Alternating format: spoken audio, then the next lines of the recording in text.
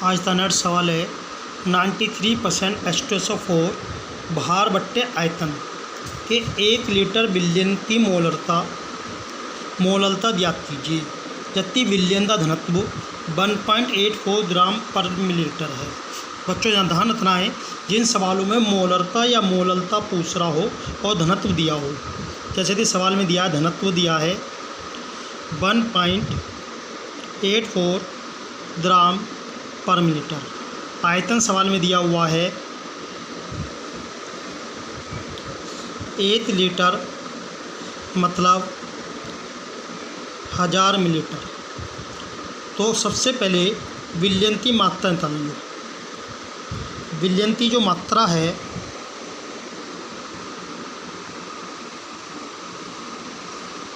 मात्रा घनत्व दिया है, मात्रा बराबर घनत्व गुणा आयतन।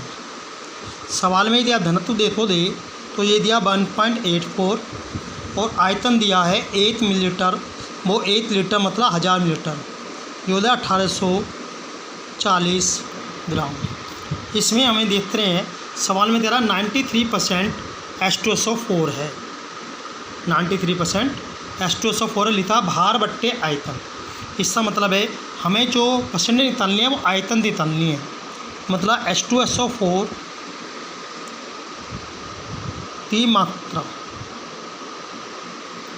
टोटल आयतन कितना है 1000, उससे कितने परसेंट बोल रहा है 93%, तो 93/100 अर्थात 930 ग्राम। तो इसमें जल की मात्रा बच जाएगी, टोटल हमारे पास 1840 था, 930 इसमें H2SO4 है तो 910 ग्राम बच गया तुम्हारा जल, जिसे यदि हम किलोग्राम में बदल लें तो 1000 से 72 दिया तो ये हो गया 910/1000 किलोग्राम। अब इसमें H2SO4 का यदि अणुभार निकालें, H तो इसमें 2 हैं, H का परमाणु भार 1, सल्फर इसमें 1 है, सल्फर का परमाणु भार 32, 4 गुणा 16 सब तो जोड़ो दे 98 मोल निकाल लो। H2SO4 के मोल बराबर मात्रा बट्टे अणुभार।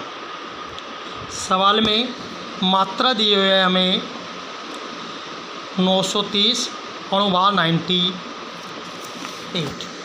अब हम मोलरता का फार्मूला आते हैं।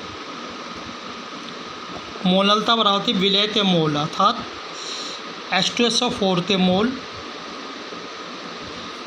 डिवाइड बाई जलता भार किलोग्राम में।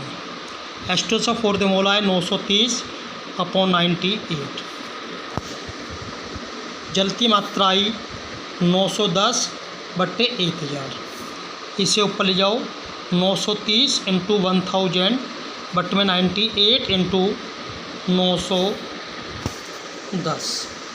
यदि आप इसे सोल्व करो दे तो आंसर आएगा 10.43।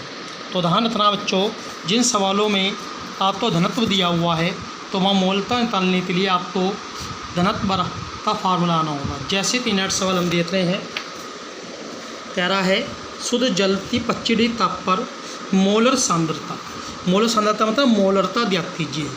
जबकि जल का घनत्व दिया हुआ है। कहते बच्चों इस सवाल में आपको आयतन नहीं दिया हुआ है। यदि आपको सवाल में आयतन नहीं दिया हुआ है तो आप कोई भी आयतन मान लेते हैं। हमने जैसे सवाल में मान लिया बिलियन का जो आयतन है वो हमारा 1000 मिलीलीटर है।